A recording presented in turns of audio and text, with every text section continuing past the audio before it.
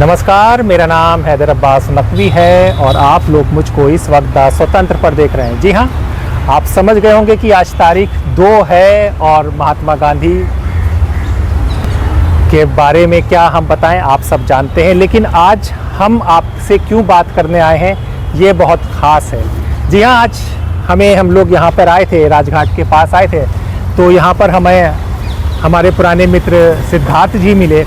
तो हमने सिद्धार्थ जी से पूछा कि सिद्धार्थ जी, गांधी जी आपके लिए क्या है। तो सिद्धार्थ जी, यही सवाल कि गांधी जी आपके लिए क्या है। जी नमस्कार हैदर जी, सबसे पहले मैं आपका धन्यवाद दूंगा कि आपने इस विषय पर मुझसे चर्चा करने का निर्णय किया। जी, ये मेरे लिए एक बहुत बड़ा सौभाग्य है और जिम्मेदारी भी कि जिस व्यक्ति के बारे में आप बात कर रहे हैं वो एक व्यक्ति मात्र नहीं है, वो विषय है, विचारधारा भी है। जी, तो आपका जो सवाल था कि गांधी जी मेरे लिए क्या मायने रखते हैं, जब छोटे थे तो हमें यही पता था कि गांधी जी की वजह से हमें स्वतंत्रता प्राप्त हुई। उन्होंने भारत के स्वतंत्रता संग्राम का नेतृत्व किया। लेकिन अब मैं पेशे से, आप जैसे जानते हैं, वकील भी हूँ। जी जी जी, तो मैं उन्हें एक वकील के नाते भी अब थोड़ा समझने की कोशिश करता हूँ, एज अ फेलो प्रोफेशनल। मतलब कि ये हम समझना चाहेंगे कि वकील के नाते मतलब कि आप कुछ तहकीकात करना चाहते हैं कि उनका जो प्रोफेशन था उसके लेकर आप ये किस में कुछ समझाइए बात को। देखिए, मैं आपको समझाता हूँ। अभी मैं लॉ प्रैक्टिस कर रहा हूँ। मेरी तरह भारत में के कई और लोग भी लॉ प्रैक्टिस करते हैं। तो हमारे कई नेता वो लॉ की बैकग्राउंड से रह चुके हैं, बल्कि अमेरिका के कई राष्ट्रपति, मैं ऐसे इसको बस जोड़ रहा हूँ, वो भी लॉयर्स रह चुके हैं। तो एक तो सबसे पहले बड़ा एक अंदर से थोड़ा सा गर्व भी होता है। पता नहीं इसका कारण क्या आप कहेंगे, लेकिन शायद हम यही कह सकते हैं कि हम भी एक ही प्रोफेशन से हैं, तो हमें लगता है कि ऐसे ऐसे महान विभूतियाँ वो इसी पृष्ठभूमि से रहे और उन्होंने ज़िंदगी में काफ़ी आगे बढ़ कर के अपने राष्ट्रों का निर्माण किया। जैसे कि सिंगापुर के ली सॉरी, मैं थोड़ा उनका नाम मिस प्रोनाउंस कर रहा हूँ, तो वो थे। और अब्राहम लिंकन थे 19वीं शताब्दी में, जैसे तो कई लोग लॉ के बैकग्राउंड से थे। तो मतलब कि आज मतलब कि बड़ी दिलचस्प बात कही कि आज हम लोग गांधी जी, महात्मा गांधी को जानेंगे एडवोकेट, मतलब कि वकील कैसे थे गांधी। आप इस पर समझाना चाह रहे हैं? जब मैं जितना भी संक्षेप में हो सकता है, क्योंकि मुझे लगता है कि ये एक ऐसा विषय है कि ये मुलाकात कम ही पड़ेगी, बल्कि उनके लिए तो कई मुलाकातें, जैसे कि मैं आपसे कह रहा था कि वो सिर्फ एक व्यक्ति या राजनेता नहीं है, वो एक विषय है। उनके ऊपर तो काफ़ी स्टडीज़ भी होती है। तो गांधी जी के वकील के नाते वो क्या उनके तजुर्बे थे जो उन्होंने अपने बताए भी हैं, लिखा है उनके बारे में। कुछ जो मुझे याद आ रहा है, जो आइडिया है, उसके आधार पर हम थोड़ा बहुत बात कर सकते हैं।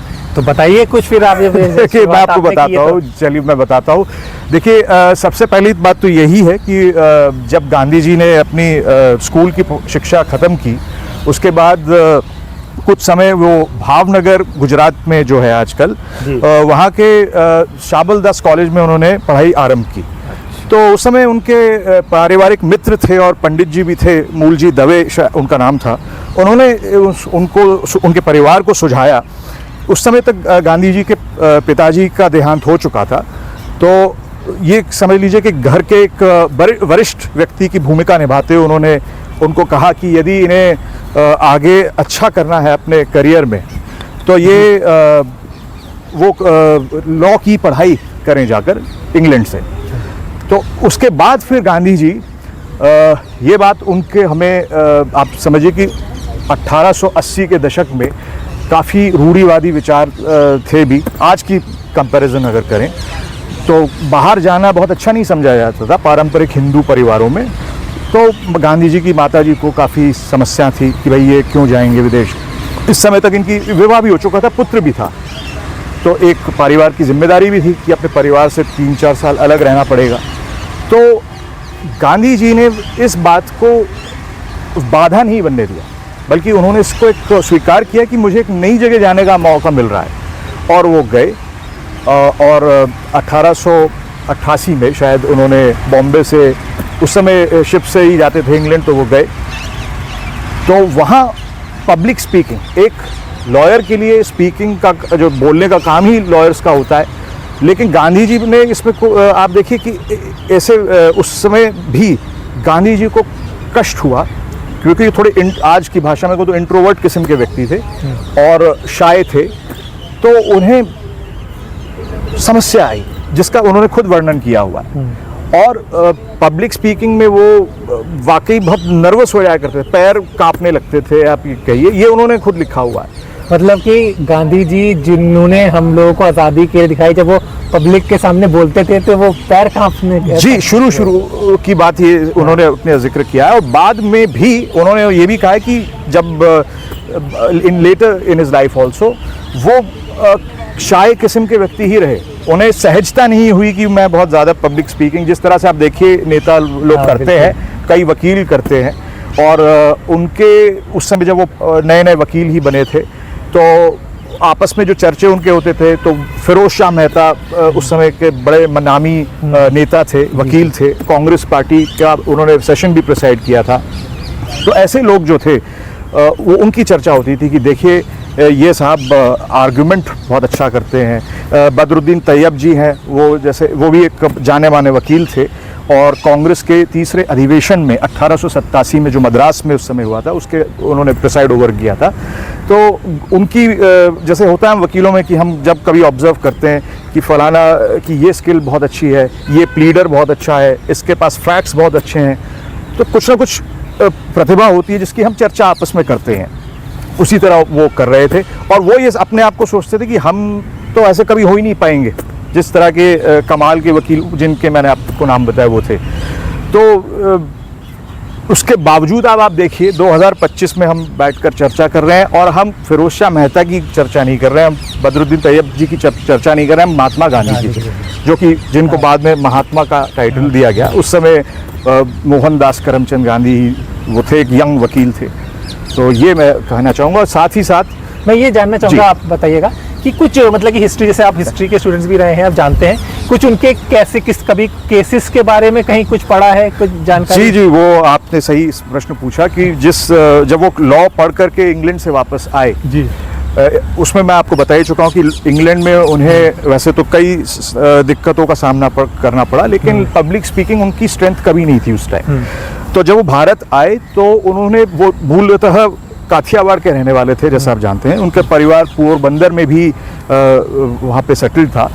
तो उन्होंने ये निर्णय किया था कि मैं बॉम्बे में, और उस समय हाई कोर्ट बॉम्बे में हुआ करता था, तो वहाँ पे वो प्रैक्टिस किया करेंगे। तो बॉम्बे में वो प्रैक्टिस कर रहे थे, लेकिन संघर्ष किया। संघर्ष कोई भी वकील है वो जानता है कि कई साल तक भी चल सकता है, पैसे आना आसान नहीं होता है। तो गांधी जी को भी इन सब चुनौतियों से उस समय बॉम्बे शहर में, उस समय उसका नाम बॉम्बे ही था, तो उसका सामना उनको करना पड़ा। और जहाँ तक मुझे याद आ रहा है, तो पहला उनका मामला कोई बड़ा मामला नहीं था, वो कोई स्मॉल कॉज जिसको हम कहते हैं, आज भी बॉम्बे में कोर्ट ऑफ स्मॉल कॉजेज है, उस का एक मैटर उन्होंने, एक केस उन्होंने किया था, और जिसके लिए उनको 30 रुपये की फीस उन्होंने तय की थी, जो एक कोई शायद गरीब महिला थी शायद। अब यहाँ पर फिर से मैं वो आपको पब्लिक स्पीकिंग की बात लेकर के आता हूँ। जब ये केस आया तो गांधी जी के मन में ये उन्होंने तय किया हुआ था कि ये एक आध हियरिंग या एक आध दिन में मामला निपट जाएगा। लेकिन जब वो केस आया तो गांधी जी नर्वस हो गए, और जैसा मैं आपसे पहले बातचीत में कह चुका हूँ, उनके पैर कांपने लगे, पाँव कांपने लगे, उनका दिल बैठ गया। ये उनके शब्द हैं, मेरे अपने बताए हुए नहीं है, लेकिन जब पढ़ते हैं तो आपको लगता है कि ये कोई व्यक्ति, अगर वकील देख रहे हो हमारी ये बातचीत, और अगर वो इन सभी भावों से गुजर रहे हो, तो उन्हें कहीं से भी हतोत्साहित नहीं होना चाहिए। ये सब जब गांधी जी जैसे, कोई भी अगर देख रहा हो, पहली बार बोलने का सोच, हाँ, कोई भी व्यक्ति अगर देख रहा है और अगर उसे पब्लिक स्पीकिंग में या कोई भी अपना फर्स्ट कोई आप केस हो या कोई मिशन हो या कुछ भी इस तरह का टास्क हो, और अगर उसे समस्याएं आ रही हैं, तो हतोत्साहित मत होइए। ये बड़े बड़ों के साथ हो चुका है, और पहले हो चुका है, हो रहा है, और शायद आगे भी हमारे बाद भी जो लोग आए उनके साथ होगा। ये शायद एक स्वाभाविक प्रक्रिया है, आप इसको कह सकते हैं। तो 30 रुपये की फ़ीस उन्होंने तय की थी। मैं उस पे केस पे वापस आ जाऊँ, और वो नहीं कर पाए, वो खड़े हुए, लेकिन उस खड़े उठने के बाद वो सब जो भाव और नर्वसनेस, दिमाग एकदम ब्लैंक हो गया उनका, तो उन्होंने वो बैठ गए। उन्हें बहुत शर्मिंदगी हुई, उन्हें लगा मेरा उपहास बनेगा, जज क्या सोचेगा, आपस के वकील मजाक बनाएंगे। फिर भी उन्होंने वो केस नहीं किया और वापस फीस उनकी कर दी महिला की। और उन्होंने एक और कोई फेमस वकील उस टाइम थे, श्रीमान पटेल, उनसे वो लगभग दुगनी फीस उन्होंने ली और वो मामला बड़े आराम से उन्होंने निपटा दिया। तो वकीलों के लिए, जब क्योंकि हम बात करें या किसी और के लिए भी, अगर आप अपने शुरुआती दौर में थोड़ा नर्वस हैं, थोड़ा आपको समस्या आ रहा है, आप थोड़ा डिसोरिएंटेड भी हो रहे हैं कि यार क्या करें क्या ना करें, तो अब ये जो किस्सा मैंने आपको बताया है, आप और पढ़िए गांधी जी को, तो आपको पता चलेगा कि ये बिल्कुल सामान्य बात है। और ये शायद आपके लिए, जैसे कहते हैं कि failures are the stepping stones to success, मैं फेलियर्स की जगह इसको रिप्लेस कर देता हूँ शब्द को, strugglers, those who struggle well are the ones who will get success. Struggle is the stepping stone to success, और ये शायद हर पेशे की यही बात कहानी है, मैं कह सकता हूँ। तो और कोई किस्सा आपको याद आता है? बिल्कुल, किस्से तो देखिए मैं आपसे कह रहा था काफ़ी हैं। तो इसके बाद वो साउथ अफ्रीका भी गए थे अप्रैल 1893 में, करीब 6 महीने, ये ज़्यादा दिन तक इनका स्ट्रगल जो कब फिर फेस था बॉम्बे में, ये चल नहीं पाया, क्योंकि उनकी, जैसे मैंने आपसे कहा, पिताजी का देहांत हो चुका था, इनकी शादी हो चुकी थी और बच्चे भी थे। तो आपको घर में कंट्रीब्यूट करना होता है, खर्चे वगैरह में जो होते हैं, और परिवार था पोरबंदर में। तो वहाँ पर अब ये आपको, ये वकील समझ पाएंगे इस बात को, कि ये बॉम्बे हाई कोर्ट में स्ट्रगल कर रहे थे, कुछ महीने तक किया, तंग, पैसे ज़्यादा मिलते नहीं थे जी, केस बड़े आते नहीं थे। तो उन्होंने निश्चय किया कि मैं अब वापस पोरबंदर, वहाँ पे उनके शायद बड़े भाई साहब लोकल अदालत में वहाँ पे वकील ही थे, तो उन्हें लगा ये मेरी सहायता यहाँ से हो जाया करेगी, कुछ काम मुझे यहाँ मिल जाया करेगा। तो उसके बाद फिर वो वापस पोरबंदर चले गए। तो अगर मैं ऐसे आज की भाषा में, कंटेम्प्रेरी भाषा में कहूँ, खासतौर से जो लीगल बैकग्राउंड के लोग हैं वो समझेंगे, कोई व्यक्ति आज मान लीजिए बॉम्बे हाई कोर्ट में या दिल्ली हाई कोर्ट में प्रैक्टिस कर रहा है, और कुछ समय देने के बाद अगर वो उसको लगता है कि वो नहीं कर पा रहा है, तो वो ट्रायल, वो डिस्ट्रिक्ट कोर्ट चला जाए। मान लीजिए जो किसी का बाहर से अगर वो दिल्ली आया है या बॉम्बे आया है, तो जैसे उदाहरण के तौर पे अगर कोई समझिए बिहार से कोई जिला, मुजफ्फरपुर आप ले लीजिए फॉर एग्जांपल, तो वो वापस वहाँ जाए और प्रैक्टिस करे जी। तो उन्होंने इस चीज़ पे, तो एक चुनौती भी थी, लेकिन एक सबक भी हम जैसे लोगों को मिलता है, वकीलों को चाहे किसी और को, कि आप परिस्थितियों को साथ चलिए और उनका सामना कीजिए। अगर वो बॉम्बे, यही सोचते कि मैं बॉम्बे हाई कोर्ट में ही अगर इसको प्रैक्टिस करूं जब तक केस नहीं आएगा, जो भी होगा, उनकी कंस्ट्रेंट्स थे जिसकी वजह से उन्होंने निर्णय किया, मगर उन्होंने ये नहीं सोचा कि मैं नहीं जाऊंगा। वो वापस हाई कोर्ट से डिस्ट्रिक्ट कोर्ट गए, वहाँ उन्होंने प्रैक्टिस की, जो भी काम उनको मिलता रहा, और उसके बाद फिर वहाँ पर एक उनके पास ऑफ़र आया था अब्दुल्ला एंड कंपनी का, अगर मेरी याददाश्त सही है, तो वहाँ से वो ऑफ़र उनके भाई साहब के पास आया, और उन्होंने कहा कि उन्हें साउथ अफ्रीका में एक वकील की तलाश है, जो उनके वकील जो वहाँ पे हैं उनके बीच में थोड़ा ब्रिज का काम कर सके। तो वो काम उन्होंने किया, और जैसा मैंने आपसे कहा था, पहली जब वो इंग्लैंड भी गए तो उन्होंने ये नहीं सोचा मैं कहाँ जा रहा हूँ। चुनौतियाँ थी, तब भी वो वेजिटेरियन थे, और उनकी माताजी को काफ़ी शंकाएं थी कि ये कहीं उस ज़माने में होता था कि विदेशी चक्करों में ना पड़ जाए, हर तरह का जो भी हो। तो वो चीज़ें उन्होंने इसलिए प्रण भी लिए थे 3-4 जाने से पहले कि मैं जो भी प्रण ले रहा हूँ मैं उसी पे स्टिक करूँगा।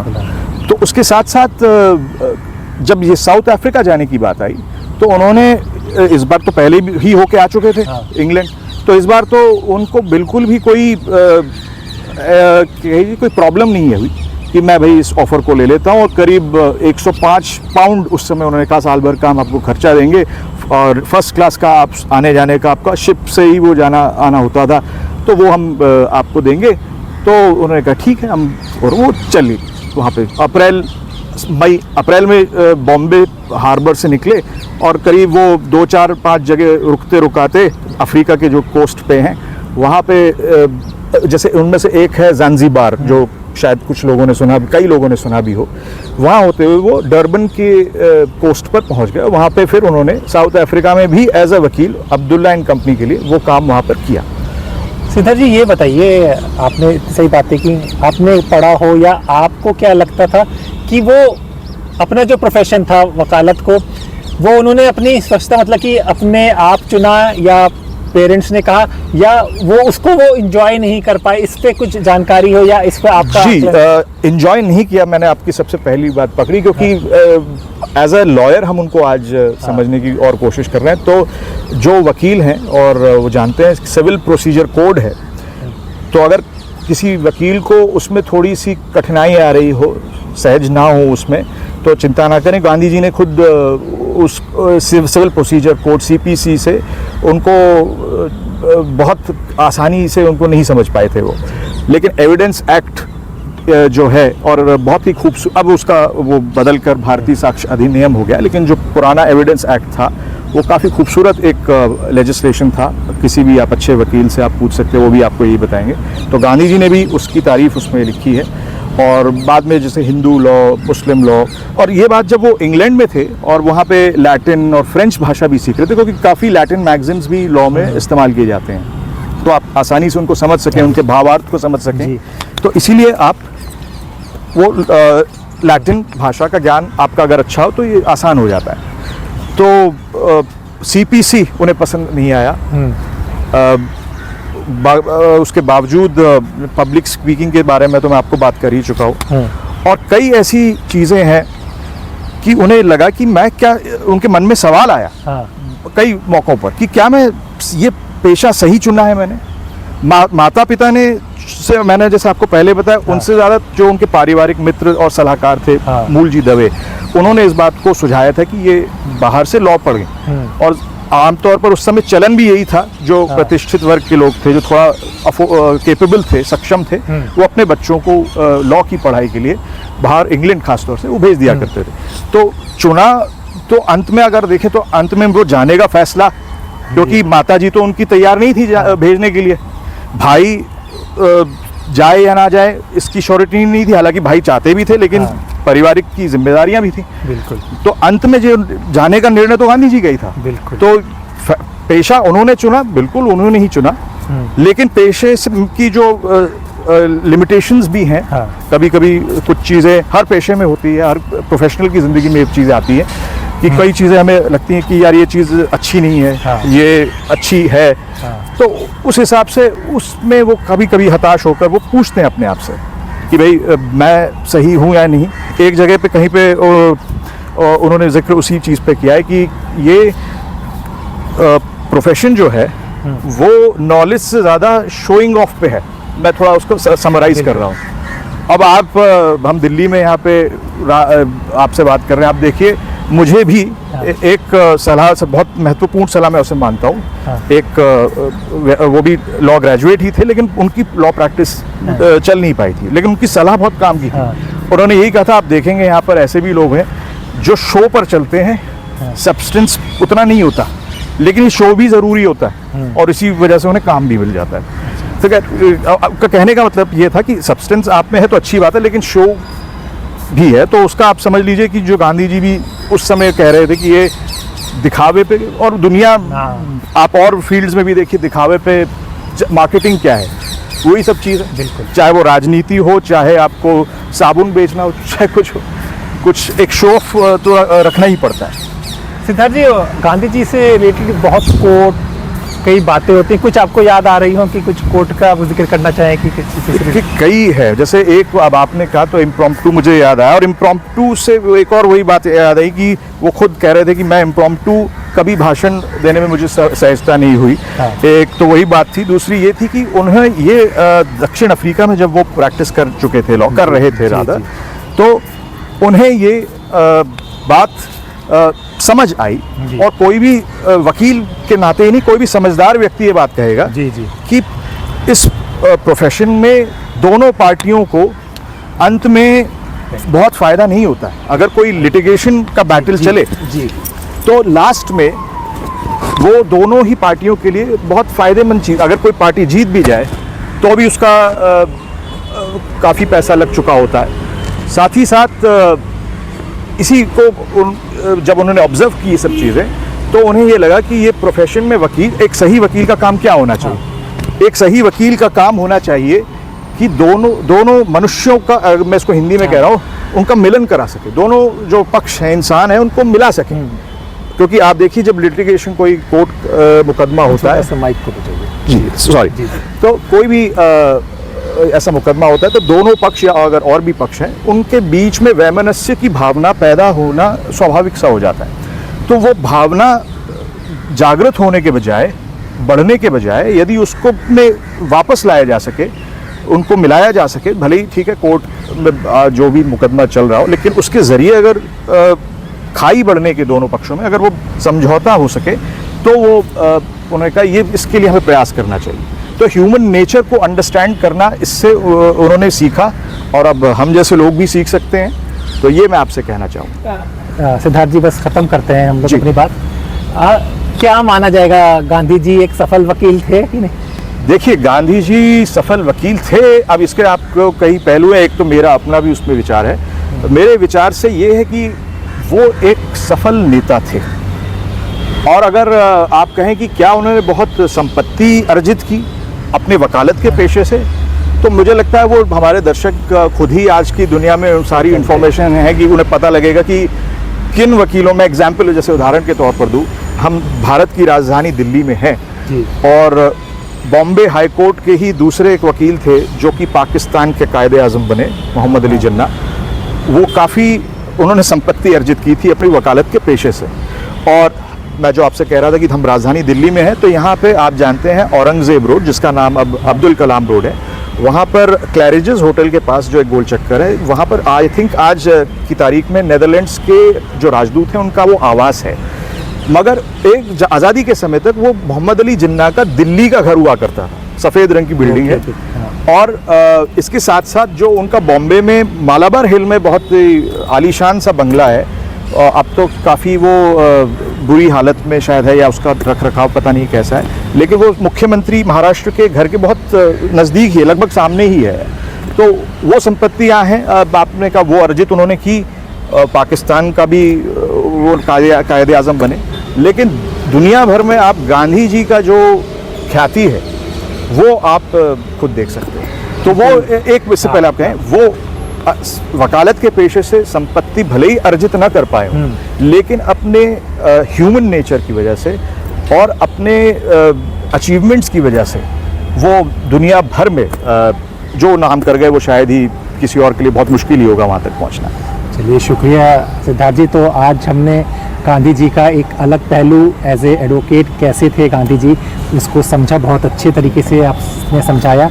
इसी तरह के लोगों से और नई नई चीज़ों को हम लोग द स्वतंत्र में समझते रहेंगे। तो अपने दोस्त हैदर अब्बास नकवी को इजाज़त दीजिए, फिर होगी मुलाकात किसी और शख्सियत के साथ। तब तक के लिए नमस्कार।